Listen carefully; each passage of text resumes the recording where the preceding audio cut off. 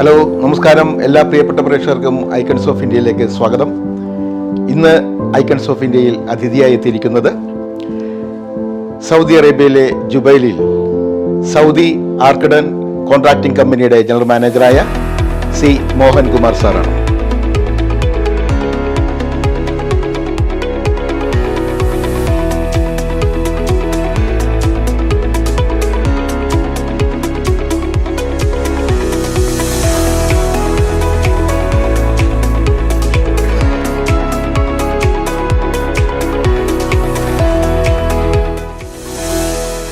Icons of ഇന്ത്യയിലേക്ക് സ്വാഗതം. അപ്പോൾ സാറിൻ്റെ വിശേഷങ്ങൾ അറിയാനും 35 എത്ര വർഷമായി ഇവിടെ വന്നിട്ട് സാർ? ഇപ്പോൾ 35 വർഷത്തെ എക്സ്പീരിയൻസും ഒക്കെ നിങ്ങളുടെ പ്രേക്ഷകർ സാറ് ഷെയർ ചെയ്യുന്നത് കേൾക്കാൻ ആകാംക്ഷയോട് കാത്തിരിക്കുവാണ്. നമുക്കപ്പോൾ തുടങ്ങാം. എവിടെയാണ് സാർ നാട്? ഞാൻ എൻ്റെ ജന്മസ്ഥലം കൊല്ലമാണ്. കൊല്ലത്ത് ഓയൂർ എന്നൊരു ഗ്രാമമുണ്ട്. അവിടെയാണ് എൻ്റെ ജന്മസ്ഥലം. ഞാൻ ഇപ്പോൾ താമസിക്കുന്നത് തിരുവനന്തപുരത്താണ്. തിരുവനന്തപുരത്ത് മണ്ണന്തല എന്ന സ്ഥലമുണ്ട്. മണ്ണന്തല അവിടെയാണ് താമസിക്കുന്നത്. ഇപ്പോൾ താമസിക്കുന്നത്. ഓക്കെ. അപ്പോൾ ആദ്യം താമസ സ്ഥലത്ത് നിന്നപ്പോഴാണ് സാറിന് ഇങ്ങോട്ടൊക്കെ പോകാനുള്ള സാഹചര്യം ഉണ്ടായത്.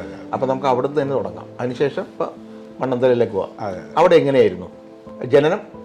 അച്ഛൻ്റെ പേര് ചെല്ലപ്പൻ പിള്ള എന്നാണ്. അദ്ദേഹം എന്തായിരുന്നു, എന്ത് ചെയ്യായിരുന്നു? അദ്ദേഹം ഒരു ഫാർമർ എന്ന് പറയാം, ഒരു കൃഷിക്കാരനായിരുന്നു. എന്ത് കൃഷിയായിരുന്നു അവിടെയൊക്കെ?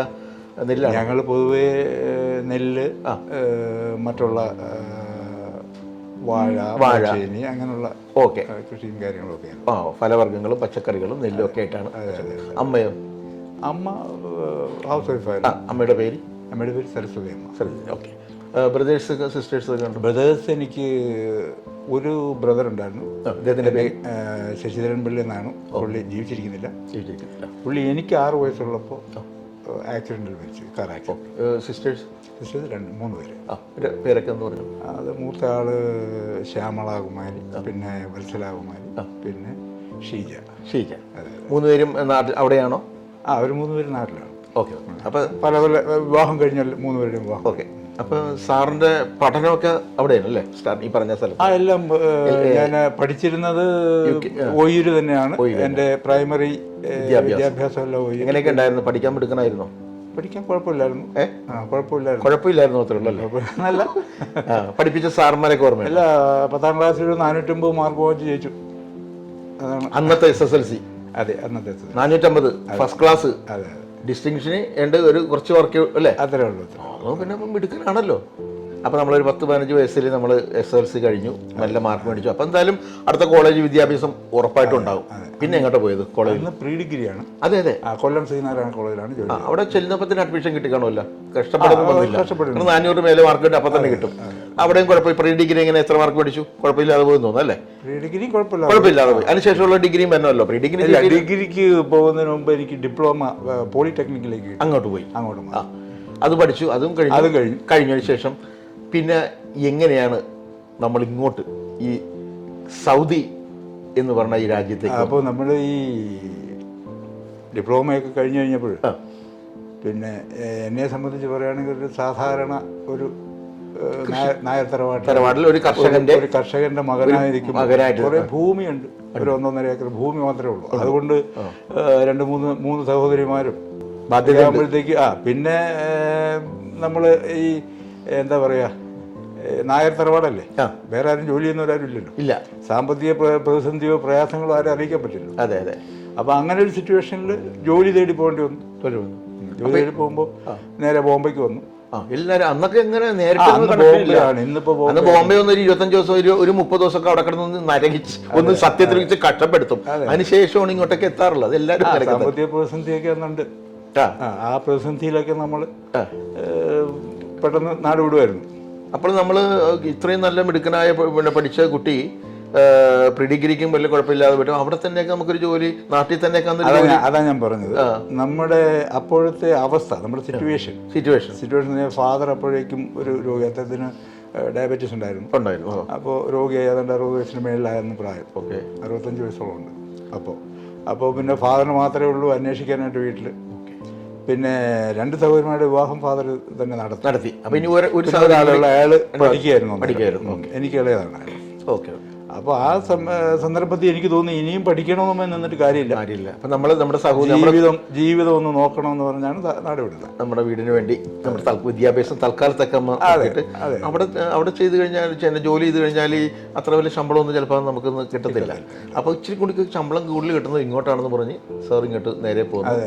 ബോംബെയിൽ എത്ര ദിവസം വന്നു നിന്നു?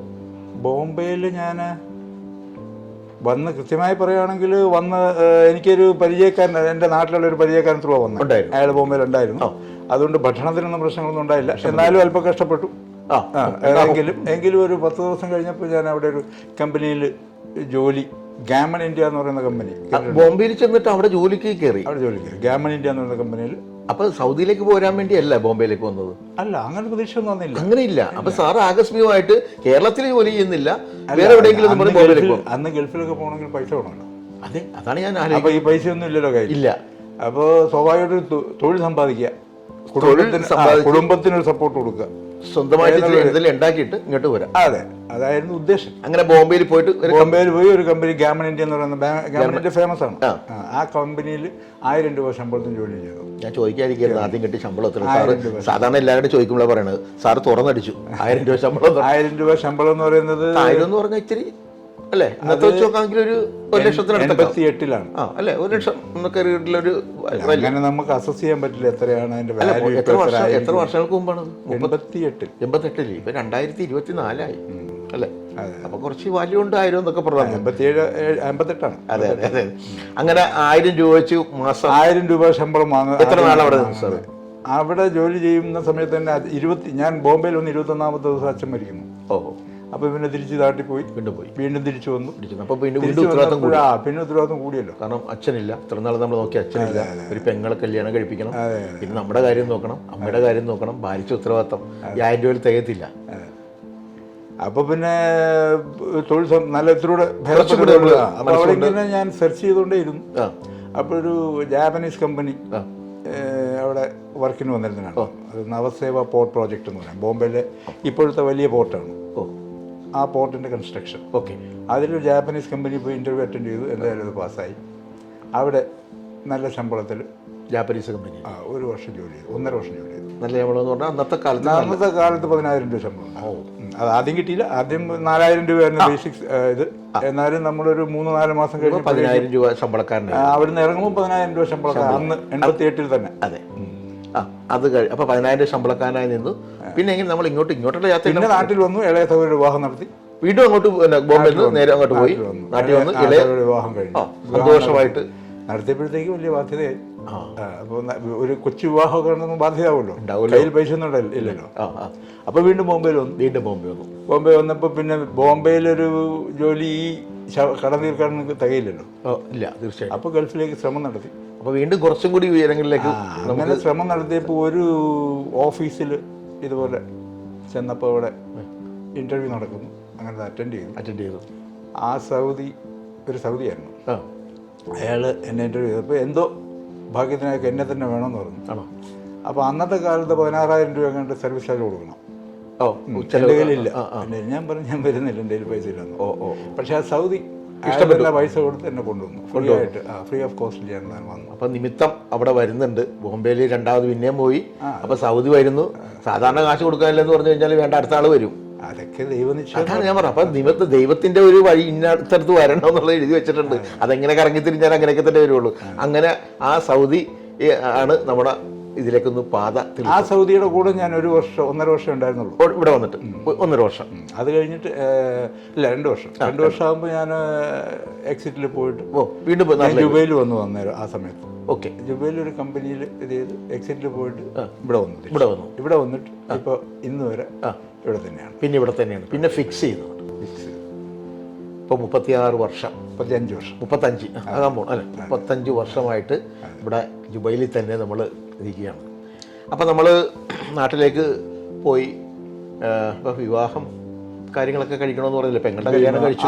പെങ്ങളുടെ കല്യാണം കഴിച്ചിട്ടാണല്ലോ ഇങ്ങോട്ട് വന്നിട്ട് ഞാൻ പിന്നെ പോകുന്നത് 3-ാമത്തെ വർഷം. അതെ, 3-ാമത്തെ വർഷം പോയപ്പം വിവാഹത്തെക്കുറിച്ചൊരു ഒരു പെട്ടെന്ന് വേണമെന്നുള്ളൊരു ആഗ്രഹമൊന്നും ഉണ്ടായിരുന്നില്ല. കാരണം കുറേ കൂടെ കഴിയട്ടെ എന്ന് വെച്ച് എന്തായാലും. അപ്പം എത്ര വയസ്സുണ്ട് നമ്മൾ സാറിന്? അപ്പോൾ എനിക്കൊരു ഇവിടെ നിന്ന് 3 കൂടെ ആകുമ്പോൾ ഒരു 27 വയസ്സ്. 27 30 ആയിക്കോട്ടെ എന്ന് ചിലപ്പോൾ വിചാരിച്ചാണ്. അങ്ങനെ വിചാരിച്ചിട്ടുണ്ടാവും. ഇപ്പോൾ പക്ഷേ വീട്ടിൽ ചെന്ന് കഴിഞ്ഞാൽ അപ്പോൾ നമുക്ക് അല്ല, അന്ന് എനിക്ക് അന്നത്തെ കാലത്ത് സാമാന്യം ഭേദപ്പെട്ട ഒരു വീടായിരുന്നു. അപ്പോൾ അത് ഓടിട്ട വീടായിരുന്നു. ഓക്കെ. അപ്പോൾ അതൊക്കെ മാറ്റി ഒരു വീട് വെക്കണമെന്ന് ആഗ്രഹം ഉണ്ടായിരുന്നു. അപ്പോൾ വിചാരിച്ചു എന്നാൽ അതുകൂടെ കഴിയട്ടെ, എന്നിട്ട് അങ്ങനെ കല്യാണം കഴിക്കാം. അപ്പം നിങ്ങളുടെ കല്യാണം കിട്ടി ഇനി വീടൊക്കെ ഒന്ന് ക്ലിയർ ആക്കിയിട്ട് എല്ലാം കുറച്ചും കൂടിയൊക്കെ ഒന്ന് നമ്മളൊന്ന് സമാധാനിച്ചിട്ട് നമുക്ക് സാവകാശം കെട്ടാം അല്ലേ? അതെ, നമുക്ക് വിധിച്ചത് എന്തായാലും അവിടെ എവിടെയെങ്കിലും ഉണ്ടാവും. നമ്മൾ ടെൻഷനൊന്നുമില്ല. എനിക്ക് പ്രായം കൂടിപ്പോയല്ലോ അയ്യോ ഒന്നും ഇങ്ങനെ സംഭവമൊന്നുമില്ല. 30 വയസ്സെന്ന് പറഞ്ഞാൽ വലിയ പ്രായമൊന്നുമില്ല. അങ്ങനെ ഞാൻ ബോധർ ചെയ്തിട്ടൊന്നുമില്ല, ഒരു കാര്യത്തിലും ബോധർ ചെയ്തിട്ടില്ല. അപ്പോൾ അങ്ങനെ വന്നു. പിന്നെ എപ്പോഴായിരുന്നു ആ 30 ആയത്? എങ്ങനെയാണ് സംഭവം നടന്നത്? നമ്മൾ കല്യാണം പിന്നെ തിരിച്ച് ഞാൻ വീണ്ടും അപ്പോൾ ഇതിൻ്റെ ബേസ്മെൻ്റൊക്കെ ചെയ്ത് വീടിൻ്റെ ബേസ്മെൻ്റൊക്കെ ചെയ്തിട്ട് വീട്ടിൽ വന്നു. തിരിച്ചു വന്നു കഴിഞ്ഞപ്പോൾ എനിക്ക് ഒരു ദിവസം ഇവിടെ അവിടെ പറയേണ്ടതാണ്, അത് പറയണം സാർ. തിരിച്ചിവിടെ വന്ന് ഞാനിങ്ങനെ ബേസിക്കലി കൺസ്ട്രക്ഷനാണല്ലോ നമ്മൾ. അപ്പോൾ അത് ചെയ്തുകൊണ്ടിരിക്കുമ്പോൾ ഒരു ദിവസം എനിക്ക് വൈകുന്നേരം തലവേദന വന്നു. തലവേദന വന്ന് തിരിച്ച് അപ്പോൾ ഞാൻ വിചാരിച്ചുള്ള അങ്ങനെ ഡോക്ടറെ കണ്ടപ്പോൾ ഇൻഫെക്ഷൻ ആണെന്ന് വെച്ചാൽ പുള്ളി 5 ദിവസത്തേക്ക് ടാബ്ലറ്റ് വന്നു. 5 ദിവസം കഴിഞ്ഞിട്ടൊന്നും മാറുന്നില്ല. പിന്നെ അതങ്ങ് സിവിയറായിട്ട് മാറി. ഞാൻ ചുരുക്കി പറഞ്ഞാൽ ഇവിടെ നിന്ന് ഡോക്ടറെ കണ്ടപ്പോൾ ഡോക്ടർ പറഞ്ഞു പെട്ടെന്ന് നാട്ടിൽ പൊയ്ക്കോളൂ, പ്രശ്നം രൂക്ഷമാണെന്ന് പറഞ്ഞു. അങ്ങനെ ഞാൻ ട്രിവാൻഡ്രത്ത് പോയി കോസ്മോയിൽ അഡ്മിറ്റായി. കോസ്മോയിൽ നേരെ ശ്രീചിത്രയിലേക്ക് പോയി. ശ്രീചിത്രയിലേക്ക് ചെല്ലുന്നതിൻ്റെ അന്ന് രാത്രി തന്നെ ഓപ്പറേഷൻ. അന്ന് ഡോക്ടർ ഡയഗ്നൈസ് ചെയ്തത് ഇവിടെ ബ്ലഡ് ക്ലോട്ടായി വെയിനിൽ. എൻ്റെ കാഴ്ചശക്തി ഏകദേശം 90% പോയി. അതായത് ഇപ്പോൾ മുമ്പിൽ നിൽക്കുന്ന ഒരാളെ എനിക്ക് പെട്ടെന്ന് കാണാൻ പറ്റും, ഒരു നിഴൽ പോലെ മാത്രമേ കാണാൻ കഴിയുള്ളൂ. അങ്ങനെ അവസ്ഥ വന്നു. അങ്ങനെ ഓപ്പറേഷൻ കഴിഞ്ഞ ഉടനെ എനിക്ക് ഓപ്പറേഷൻ ബോധം കഴിഞ്ഞപ്പോഴത്തേക്ക് എന്നെ കണ്ടവരൊക്കെ, എന്നെ വന്ന് നോക്കുന്നവരൊക്കെ അതിശയിച്ചിരിക്കുന്ന കണ്ടപ്പോൾ ഞാൻ കരുതി എന്താണിത്, കാരണം എനിക്ക് മനസ്സിലാവുന്നില്ല. അപ്പോൾ എന്താണ്, എനിക്ക് പാരാലിസിസ് വന്നിരുന്നു അവിടെ. എൻ്റെ മുഖമൊക്കെ കോടിപ്പോയി. അതൊന്നും ഞാൻ അറിയുന്നില്ല. പിന്നെ 23 ദിവസം അവിടെ കിടന്നു. കയ്യിലും കാലിലും എല്ലാം സിറിഞ്ചും ഒക്കെ ആയിട്ട് കിടന്നു. എന്തായാലും ദൈവം കല്യാണം കഴിച്ചിട്ടില്ല. ഇല്ല. അപ്പോൾ അന്നൊരു വിവാഹാലോചനയൊക്കെ വെച്ച് ചെയ്യണം. അത് പിന്നെ ഞാൻ വേണ്ടെന്ന് വെച്ചു. ഈ സമയത്ത് നമുക്ക് അതെ. പിന്നെ അതിനൊക്കെ ഭേദപ്പെട്ട് തിരിച്ചു വന്നു. പിന്നെയും ഗൾഫിൽ വന്നു. അപ്പോൾ സാറ് തളർന്നില്ല അവിടെ? ഇല്ല. ഇവിടെ വന്നാലും സാറ് വീണ്ടും പിന്നെ ഗൾഫിൽ വന്ന് ഒരു 6 മാസം കഴിഞ്ഞപ്പോഴത്തേക്ക് എനിക്ക് ഫിറ്റ്സിൻ്റെ ഒരു ഇത് കാണിക്കാൻ തുടങ്ങി. തല ചുറ്റും പെട്ടെന്ന് വായിക്കൂടെ എന്ന് പറയുമ്പോഴത്തേക്ക് വരുന്ന പ്രശ്നമായി. ഇവിടെ വെച്ച് തന്നെ വീണ്ടും പോയപ്പോൾ അത് ഡോക്ടർ പറഞ്ഞതെന്ന് പറഞ്ഞാൽ ഒരു ടാബ്ലറ്റ് നമ്മൾ നിർത്തിയതുകൊണ്ടാണ്. അത് വീണ്ടും കഴിച്ചാൽ മതി എന്ന് പറഞ്ഞു. അത് കഴിച്ചു. ഏതാണ്ട് 3 വർഷം വീണ്ടും കഴിക്കേണ്ടി വന്നു. അതോടുകൂടി അത് കഴിക്കും. നമ്മുടെ ആരോഗ്യനിലയ്ക്ക് പ്രശ്നങ്ങളൊന്നുമില്ല. അപ്പോൾ സാറ് പിന്നെയും വന്നു. അതിനുശേഷം നമ്മുടെ കല്യാണത്തിലേക്ക് പോകുന്നത് എങ്ങനെയായിരുന്നു? പിന്നെ വന്നിട്ട് വീട് റെഡിയായി. വീട് റെഡിയാകുന്നതോടുകൂടി ഒരു കല്യാണം ആയി. അപ്പോൾ എവിടെ നിന്നാണ് കിട്ടിയത് സാർ? ഞാൻ കൊട്ടാരക്കരയാണ്. അടുത്ത് തന്നെയാണ്. ഒരു 16 കിലോമീറ്റർ. സാറിൻ്റെ വൈഫിൻ്റെ പേര് രാഖി എന്നാണ്. രാഖി. എത്ര മക്കളായി? മക്കൾ 2 പേര് അല്ലേ? അവരുടെ പേര്? അവരെ മോളാണ്. മോളുടെ പേര് രാഖി. സോറി, വൈഫിൻ്റെ പേരാണ്. മോളുടെ പേര് ഉത്തര. മോൻ്റെ പേര് വൈശാഖ്. അടിപൊളി പേരാണ്, വൈശാഖും. അവർ 2 പേരും അവരുടെ നാളിനോടനുബന്ധിച്ച്. അതായത് മോള് ജനിച്ചത് ഉത്രാടം. അപ്പോൾ ഉത്തര. മറ്റേ വിശാഖം. വൈശാഖായി. നാലോട് ചേർന്ന് തന്നെയിട്ടല്ലേ? സാർ നമുക്ക് വീണ്ടും ഇനി കോൺട്രാക്ടിങ് കമ്പനിയിലേക്ക് വരാം. സാറ് എന്ത് സർവീസൊക്കെയാണ് ഇവിടെ നമ്മൾ കൊടുക്കുന്നത്? എൻ്റെ കമ്പനി എന്ന് പറയുന്നത് കോൺട്രാക്ടിങ് കമ്പനിയാണ്. അതെ. കോൺട്രാക്ടിങ് കമ്പനി എന്ന് പറയുമ്പോൾ എൻ്റെ ഓൺ കമ്പനിയാണ്. എൻ്റെ സ്വന്തം. അതായത് പുതിയ നിയമപ്രകാരം ഇപ്പോൾ സൗദി അറേബ്യയിൽ നമുക്ക് സ്വന്തമായിട്ട് കമ്പനി തുടങ്ങാം. അപ്പോൾ നമുക്കൊരു സൗദി അറേബ്യയ്ക്ക് പുറത്ത് ഒരു കമ്പനി ഉണ്ടാവണം. ഒരു ഏറ്റവും കുറഞ്ഞ് 3 വർഷം ത്തിൽ കുറയാത്ത റിട്ടേൺസ് ഉള്ളൊരു കമ്പനി ഉണ്ടാവും. അങ്ങനെ എനിക്കൊരു കമ്പനി ഇന്ത്യയിലുള്ള നാട്ടിലുണ്ടായിരുന്നു. അത് ഞാനിവിടെ കൊണ്ടുവന്നു രജിസ്റ്റർ ചെയ്തു. അങ്ങനെ ഒരു കമ്പനി തുടങ്ങി. ഇതിൻ്റെ സർവീസ് എന്ന് പറഞ്ഞാൽ മെയിൻലി കൺസ്ട്രക്ഷനാണ്. അതായത് പ്ലാന്റുകളുടെ കൺസ്ട്രക്ഷൻ, ബിൽഡിങ്ങിൻ്റെ ഇങ്ങനെയുള്ള കൺസ്ട്രക്ഷൻ വർക്കുകളാണ്. പിന്നെ അതിന് അരാംകോയുടെ സർട്ടിഫിക്കേഷനുണ്ട്, സാബിക്കിൻ്റെ സർട്ടിഫിക്കേഷനുണ്ട്. അങ്ങനെ മിക്കവാറുമുള്ള മാതിനുണ്ട്, അങ്ങനെ മിക്കവാറുമുള്ള ഇവിടുത്തെ മെയിൻ ഇതിലെല്ലാം സർട്ടിഫിക്കറ്റ് അതെല്ലാം പണി ചെയ്യാനുള്ള അനുവാദമുണ്ട്. അതെ. സാറിൻ്റെ പിന്നെ എത്ര സ്റ്റാഫുകളുണ്ട് സാറിൻ്റെ കയ്യിൽ? സ്റ്റാഫ് മൊത്തത്തിലൊരു 200ഓളം സ്റ്റാഫുകൾ. 200ഓളം സ്റ്റാഫുകളുണ്ട് സാറിൻ്റെ കയ്യിൽ മൊത്തത്തിൽ? 2 ഡിവിഷൻ. അപ്പോൾ 200 കുടുംബങ്ങളുടെ അത്താണിയാണ് സാറ്. അതെ അതെ. അപ്പോൾ സാറ് ഒത്തിരി വിശേഷങ്ങളും നമ്മുടെ നാടിൻ്റെ വിശേഷങ്ങളും സാറിൻ്റെ വിശേഷങ്ങളും കുടുംബ വിശേഷങ്ങളും ഒക്കെ പങ്കുവച്ചു. ഇനി നമുക്ക് ഒരു ഇതുണ്ട്, നമ്മുടെ സൗദി അറേബ്യയിലേക്ക് ഇനി ബിസിനസ്സിനായിട്ട് സാറിനെ പോലെ വന്ന് ബിസിനസ് ചെയ്ത് മലയാളികൾക്ക് അഭിമാനമായി ഒരു പൊസിഷനിലെത്തുന്ന ഒരു വ്യക്തിയാകാൻ വേണ്ടി ഒരു വ്യക്തി അവിടെ നിന്ന് വരുമ്പോൾ അദ്ദേഹത്തിന് സാറിൻ്റെ അനുഭവങ്ങളിൽ നിന്നും കൊടുക്കാനുള്ള ആ ഒരു ഉപദേശം എന്താണ്? സാറിൻ്റെ അനുഭവത്തിൽ നിന്നും അവരെ ഒന്ന് ചെറുതായിട്ടൊരു ഉപദേശം വരുന്നവരോട് സാറിൻ്റെ ഒരു അഡ്വൈസ്. അത് എങ്ങനെ പറയണമെന്ന് എനിക്കറിയാം. അല്ല, സാറിൻ്റെ ജീവിതത്തിൻ്റെ ആ ഒരു അനുഭവം വെച്ച്, അതായത് സാറിന് ഇഷ്ടം ഇവിടെ പിന്നെ ബുദ്ധിമുട്ടുകൾ ഉണ്ടായിട്ടുണ്ട്, അതൊക്കെ സാർ നേരത്തെ പറഞ്ഞില്ലേ? അപ്പം അതനുസരിച്ച് അവർ എങ്ങനെയാണ് എല്ലാം സുഖിച്ച് ജീവിക്കാമെന്നുള്ള സന്തോഷം. അല്ല, അങ്ങനെയല്ല. ഇപ്പോൾ നമ്മളിപ്പോൾ ബിസിനസ്സുകാർ നാട്ടിൽ നിന്ന് വരുന്നതും തൊഴിൽ തേടി വരുന്നതും രണ്ടാണ്.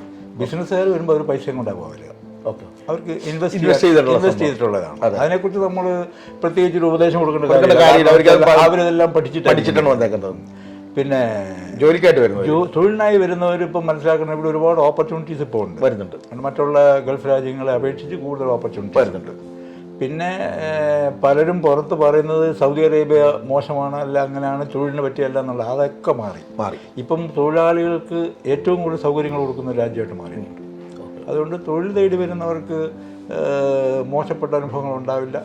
കുടുംബം സംരക്ഷിക്കാനുള്ള എല്ലാ വരുമാനവും കിട്ടുമെന്ന് തന്നെയാണ് എൻ്റെ ഒരു. സാറ് 35 വർഷമായിട്ട് ഇവിടെ കഴിയുമ്പോൾ സാറ് നമ്മുടെ ഭക്ഷണം രീതികൾ കുറച്ചൊക്കെ നമ്മുടെ ഇവിടുത്തെ സ്റ്റൈലിലേക്ക് മാറിയോ, അതോ നമ്മുടെ നാടൻ ഭക്ഷണം തന്നെയാണോ ഇപ്പോൾ കഴിക്കുന്നത്? എനിക്കെല്ലാം നമ്മുടെ ഭക്ഷണം, ചോറും കറികളും. പിന്നെ ട്വൈസ് ഒക്കെയാണ് നമ്മൾ വല്ലപ്പോഴും വീക്കെൻഡിലോ മറ്റോ ഫാമിലിയായിട്ട് പോകുന്നില്ല. ഫാമിലിക്ക് പിന്നെ അത്തരം താല്പര്യങ്ങളൊന്നുമില്ല, അവരെല്ലാം വെജാണ് കൂടുതലും. എൻ്റെ വൈഫ് പ്യൂർ വെജാണ്. അപ്പം പിന്നെ നമ്മൾ നാട്ടിലെ മക്കൾ കഴിക്കും. അങ്ങനെയൊന്നും ഒരു ഭക്ഷണ പ്രിയമൊന്നുമില്ല, അങ്ങനെയൊന്നും. നാടനാണ് എനിക്കിഷ്ടം. അപ്പോൾ 35 വർഷമായിട്ട് നമ്മുടെ നാട്ടിലെ ഭക്ഷണം എന്തായാലും മറക്കൂല അല്ലേ? അപ്പോൾ സാറിൻ്റെ ഒത്തിരി വിശേഷങ്ങൾ നമ്മൾ കേട്ടു, അനുഭവങ്ങൾ കേട്ടു, കഷ്ടപ്പാടുകൾ കേട്ടു. അത് തരണം ചെയ്യാനുള്ള അദ്ദേഹത്തിൻ്റെ മനസ്സ്, രോഗം വന്നിട്ടും അദ്ദേഹം അതിനൊക്കെ തരണം ചെയ്തു ഇവിടം വരെ വന്ന് വിജയത്തിലെത്തി. കുറേ വിശേഷങ്ങൾ പങ്കുവച്ചു. സാറിന് ഐക്യഡ്സ് ഓഫ് ഇന്ത്യയുടെ ആശംസകൾ. ഒത്തിരി നന്ദി. Thank you sir. എന്നെ ഇതിൽ നിങ്ങൾ ഇൻ്റർവ്യൂ ചെയ്യാൻ വേണ്ടി എത്തിയതിലും ഇൻ്റർവ്യൂ ചെയ്തതിലും ഇതിൻ്റെ ജീവൻ ടി വിക്ക് ഇതിൻ്റെ കൂടെയുള്ള എല്ലാ ക്രൂസിനും എല്ലാവർക്കും എൻ്റെ നന്ദി. Thank you sir.